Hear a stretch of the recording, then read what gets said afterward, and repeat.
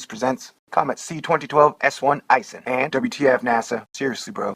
Part Catch 22. Is the sun pointing at Comet ISON? What does the sun keep pointing at? Can I pretty please get a super smart, more math, angle, and sciencey science guy to please tell me exactly what the sun is pointing at? It has been pointing at something, that is for sure. I have noticed a pattern from the sun over the last year or so. It has done it several times. It makes like a straight arm and finger flame pointing up and away, again and again. The sun doesn't try to communicate with us human beings very often, so I think this time it might be very important. So can we please put our clear-minded, good-hearted, astonisher resources on this? Is the sun pointing at Comet ISON? If the answer is yes, that means the sun is already interacting with ISON, probably in more ways than one. I have noted the ISON-like shape in the sun, and if you note the sun is a 3D object, its 3D imprint has the nucleus V shape in the front, and then like the tail, big huge triangle in the back. Because I like to wipe the chalkboard and look at it with my imagination. Imagination, shapes, motions, light. What does the sun keep pointing at, bro? Reed Richards, you know? The Wasp? She-Hulk? We got any PhDs hanging around that can tell me exactly if you made that shaft of light out into like a green light, LED light pointer clicker, what would the sun be point clicking at? I would like to know. Alright, so up to date, this celestial super comet I've discussed for so long is now being covered by no less than every single available and willing camera possible. That is what NASA is asking for. That I spent about 20 episodes asking to put a camera on it, and now they are asking to have every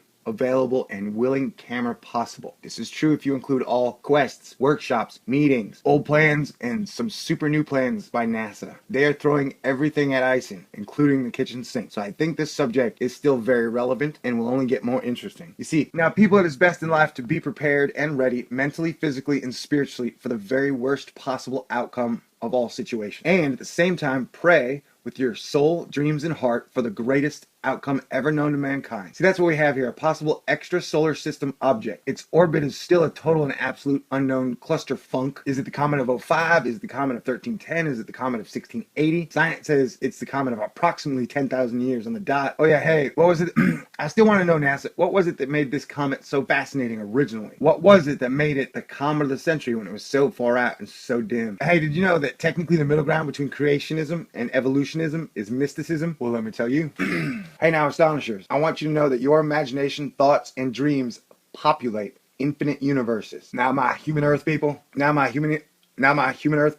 please never let the shit hearts keep you down. Healer, heal thyself. Live on, dream on, and love on. The choice is yours in this free will world. Prophecy is written for future damage mitigation. We are told the problems ahead of time, and we, the 8 billion people, men, women, and children, can decipher the holy grail of information and create a better living alternative.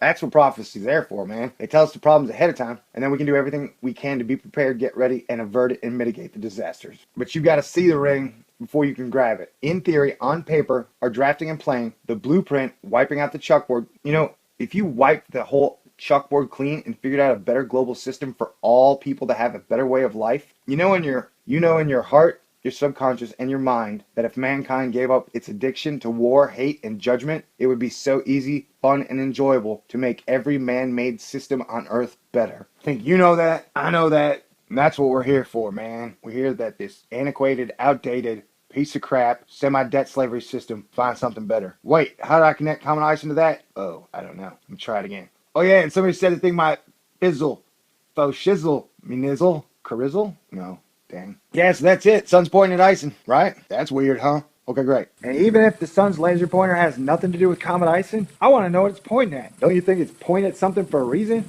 I do. All right, man, I feel like I did a whole lot of real science in this one. For reals, yo. So, I'm probably not going to make much sense from this part out.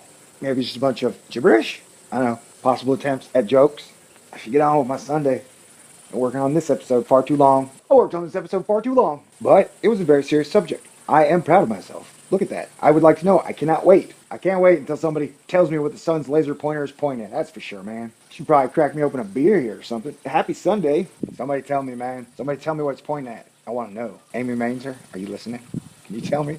I sure do have a lot more to say about Comet ISON, but it is a beautiful Sunday, and I want to spend it inside editing all day, so we're going to have some fun. The data is coming faster, and we quickly are coming upon the date where ISON will be visible again. Although, NASA could just turn one of the stereo cameras around for an hour, but I guess that would be hard. Okay. I don't know about you, but I sure feel like I have been pounding this Comet ISON subject for a long time. You're welcome. God bless. Have a great weekend.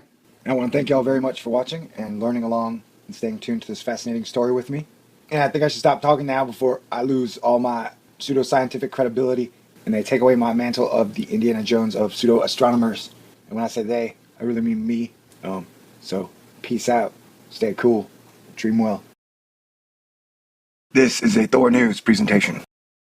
Thor News presents Comet C2012 S1 ISON and WTF NASA. Seriously, bro.